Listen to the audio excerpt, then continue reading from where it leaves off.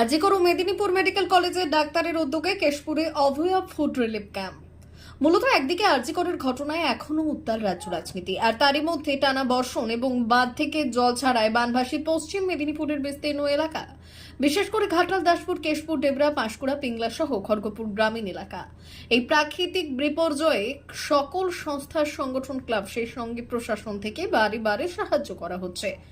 Biscuit, চিড়ে, মুড়ি সহ শুকনো খাবার, সেই সঙ্গে ট্রিপল মেডিসিন সহ যাবতীয় প্রয়োজনীয় জিনিসপত্র পৌঁছে দিচ্ছেন সকল মানুষজন। তার এই প্রাকৃতিক বিপর্যয়ের পরিস্থিতিতে পাশে এসে দাঁড়ালো মেদিনীপুর মেডিকেল কলেজ ও আরজি করে জুনিয়র ডাক্তাররা। এদিন কেশপুরের টাবাগ এরিয়া এলাকাতে এই শিবিরের আয়োজন করা হয়। দুটি মেডিকেল কলেজ থেকে প্রায় 30 জন জুনিয়র চিকিৎসক এই ক্যাম্পে হাজির হয়েছেন। তারা সেই দিন এই বানভাসী মানুষদের যেমন চিকিৎসা করেন, সেই সঙ্গে মেডিসিনও দেন। তাদের এই ক্যাম্পের ফলে উপকৃত হয় কয়েক শতাধিক মানুষ। এর সঙ্গে তাদের শুকনো খাবারও তুলে দেওয়া হয়। আমরা এই ক্যাম্পটা কালকেও করেছিলাম।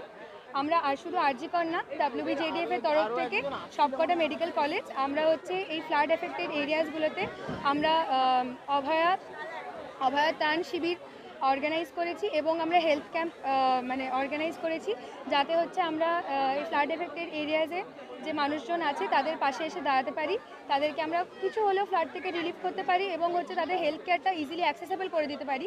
এই সময় যেমন রাস্তা পথ এগুলো বন্ধ আছে, আর এটাও জানি যে ফ্লাডের টাইমে ডিজিজ ছড়ানো খুবই ইজিলি ডিজিজ ছড়ায়। তো তাই জন্য যাতে এনাদের পাশে দাঁড়াতে পারি, এনাদের আমরা সাহায্য করতে পারি, তাই জন্য আমরা ডিফারেন্ট টিমস এসছি। আজকে এখানে আমরা আজিকর মেডিকেল কলেজ আর মেদিনীপুর মেডিকেল কলেজ একসাথে এই হেলথ ক্যাম্পটা করছি। D news, Keshpur.